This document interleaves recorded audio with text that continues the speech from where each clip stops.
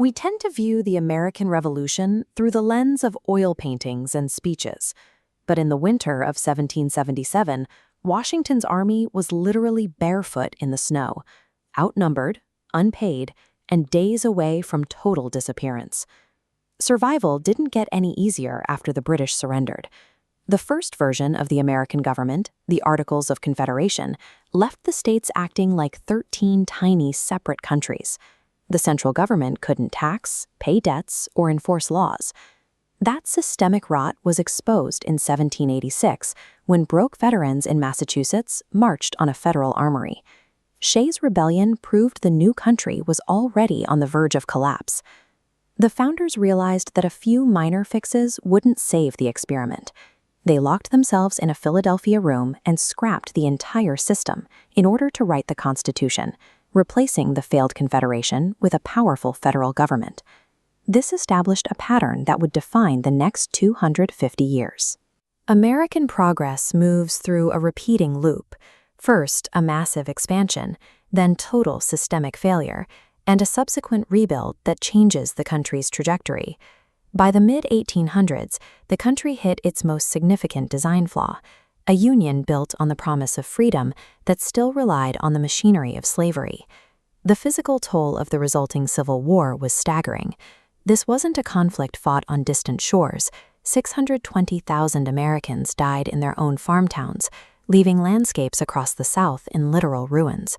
In the middle of this carnage, the government issued a massive structural change. The Emancipation Proclamation turned the war into a fight to end slavery, legally removing the institution that had been tearing the country apart since its birth. But Reconstruction was messy and incomplete.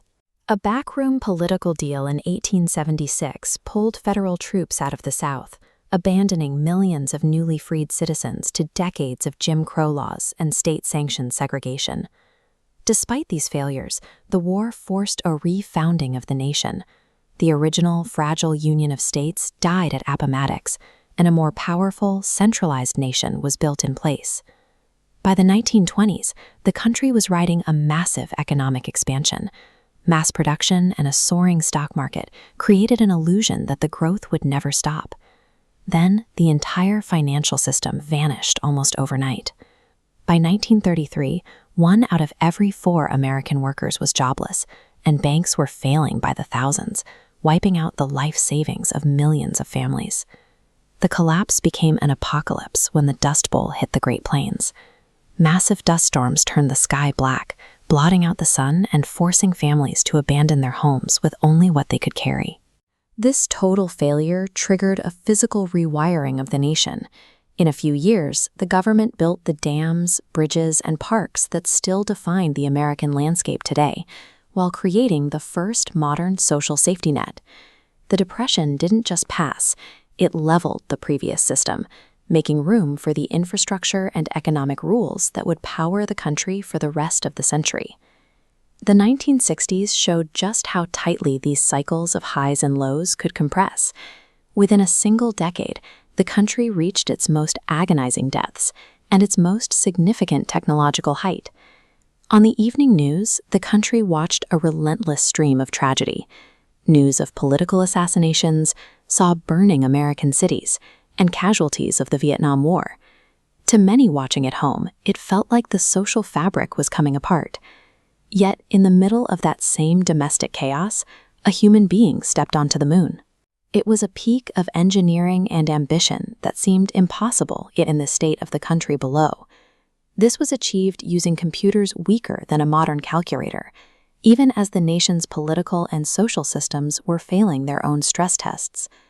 These two extremes, the lunar landing and the social unrest, happened in the same window.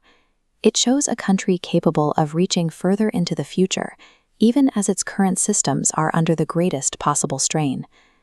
The cycle has continued into our own time, from the shock of September 11th to the near collapse of the global financial system in 2008. We have lived through modern versions of these national failures.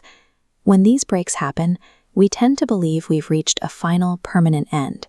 We celebrate the periods of growth, but treat the periods of collapse as if the country has no mechanism for recovery. But the history of the last 250 years suggests that these failures often clear the path for the next phase of development. They reveal exactly what is broken and force a level of change that wouldn't happen during the good times. The recovery is the most consistent feature of this timeline. Whether it's writing a new constitution or building a new economy, the response to a break has historically been to build something more resilient. The line from those starving soldiers in the snow to a flag on the moon isn't a story of constant winning. It's a story of repeated recoveries. Every time the country breaks, it has used the debris to build something that reaches further.